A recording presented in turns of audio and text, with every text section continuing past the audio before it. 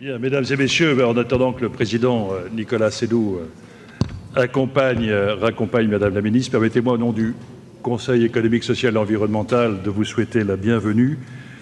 Nous sommes extrêmement sensibles à votre présence puisque j'ai souhaité que le Conseil économique, social et environnemental, qui représente la totalité des organisations associatives, artisans, agriculteurs, MEDEF, salariés, les représentants de la jeunesse, puisse avoir comme objectif politique, 1, le temps long, 2, le dialogue dans une société qui est plutôt en conflit qu'en dialogue, et 3, la maison des citoyens. Pourquoi je suis très sensible, moi qui ne suis pas un spécialiste de la donnée? Parce qu'en réalité, il y a de formidables enjeux politiques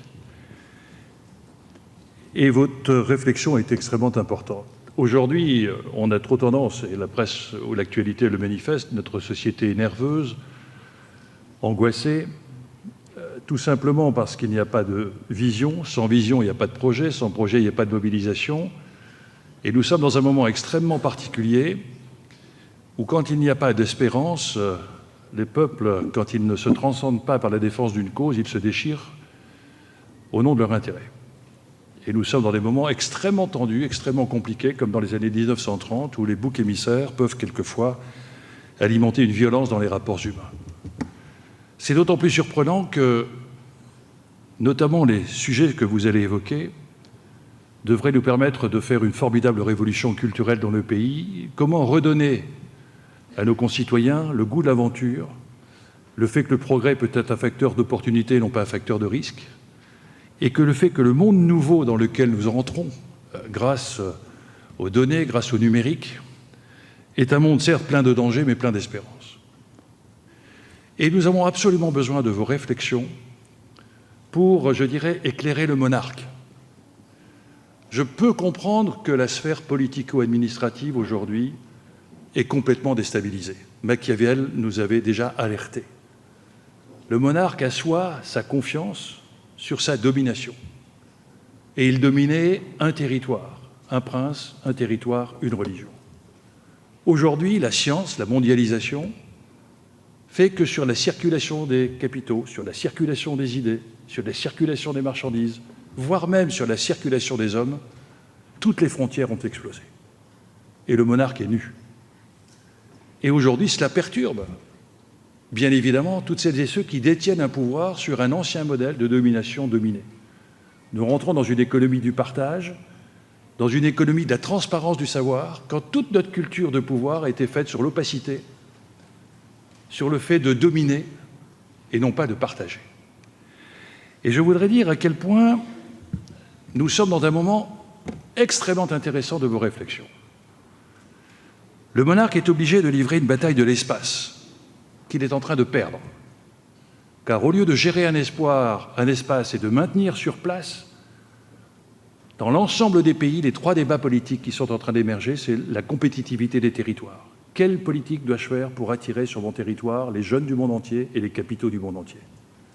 Et l'attractivité des territoires fait que nous n'avons plus cette capacité de maintien d'une exploitation du sol et du sous-sol, l'exploitation des idées par le numérique, fait qu'en réalité, la localisation des activités, le partage de la valeur, est aujourd'hui un enjeu essentiel. Je voyais bien la profession hôtelière, alors que nous allons peut-être pouvoir multiplier par 4 ou 5 le nombre de tourismes, fait que paradoxalement, on peut développer une offre touristique, mais si on doit donner 10 à 15% de la valeur ajoutée à des sites comme Booking, qui détiennent des données, on voit bien qu'on va créer une offre économique dont la valeur ne sera peut-être pas située chez nous. La deuxième chose, c'est que l'accélération des sciences fait que le pouvoir politique sera toujours en retard. Comment gagner la bataille du temps? Comment faire en sorte, non plus de contrôler, mais de réguler?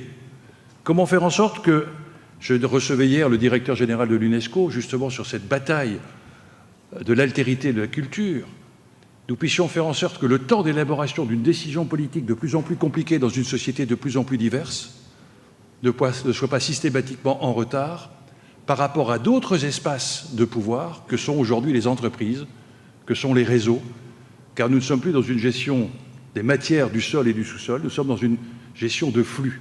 Et là aussi, nous voyons bien que l'homme de pouvoir, l'homme politique, le système politico-administratif, a extrêmement de mal à comprendre ce qui est en train de se passer, car en réalité, il conviendrait de définir par anticipation quels sont les défis qui sont devant nous et donc quelles sont les réponses. Et très souvent, le débat politique, c'est Elie Wiesel qui me disait ça en permanence, il disait lorsque je rentrais de classe, ma mère ne me disait jamais « Est-ce que tu as bien répondu ?» Elle me disait toujours « Est-ce que tu as posé les bonnes questions ?» Et nous sommes dans un système politique où on a tendance à poser les questions en fonction des réponses qui assurent notre confort. Et donc j'attends de votre part un peu d'impertinence sur un certain nombre de questions que nous avons absolument besoin de poser pour tenter d'apporter les réponses.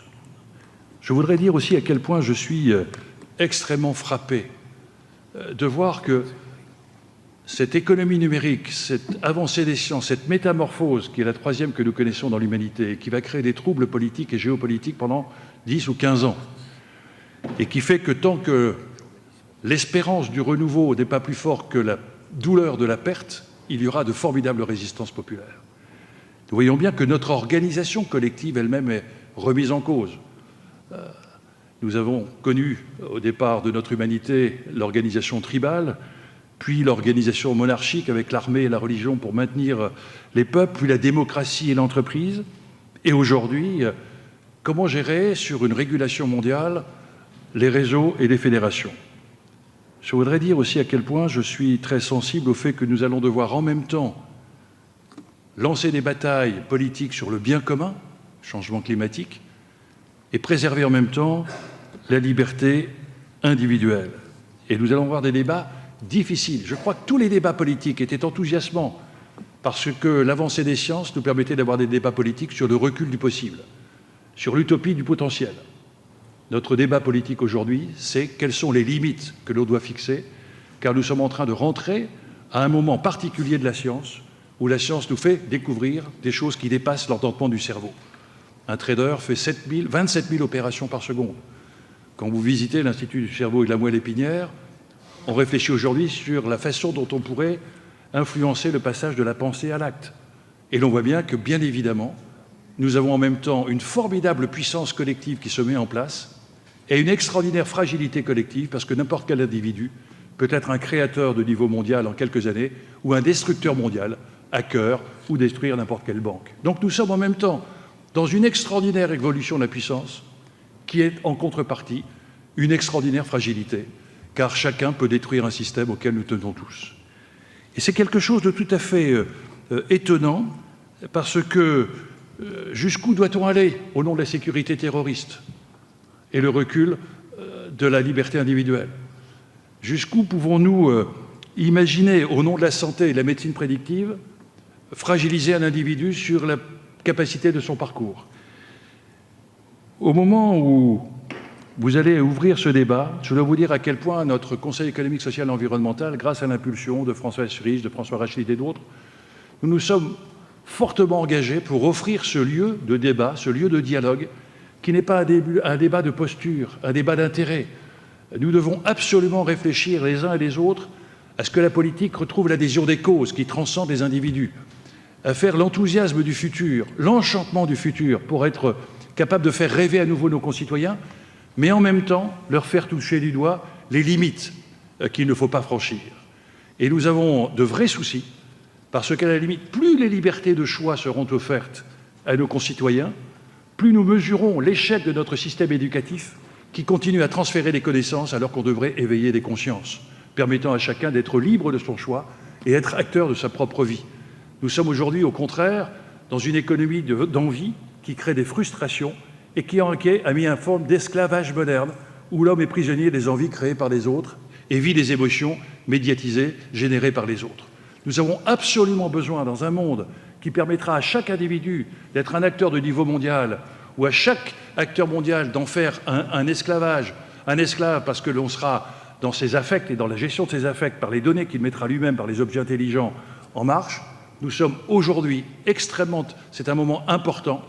Un peu après la guerre, l'horreur du nazisme avait fait émerger cette Déclaration universelle des droits de l'homme parce qu'on estimait que la limite à ne pas franchir, c'était la préservation de la dignité de la personne humaine. Aujourd'hui, la formidable société numérique dans laquelle nous allons rentrer fait qu'effectivement, j'ai beaucoup aimé l'article de Laure Kaltenbach. Effectivement, nous avons, au nom du génome, réussi à éviter la brevetabilité des gènes et le respect de la nature. Nous devons réfléchir aujourd'hui à la limite à ne jamais franchir pour permettre à un individu de ne pas être prisonnier d'une influence extérieure qui le rendrait esclave d'un autre. Et je suis tout à fait sensible à quelles sont les limites que nous devons mettre en place, comment faire en sorte que l'individu soit conscient de ses potentialités, mais aussi conscient de ses faiblesses. Et je crois que si nous restons dans l'équilibre du pouvoir, nous serons sous l'influence des partis. Et donc c'est un rapport de force, et forcément il sera toujours déséquilibré.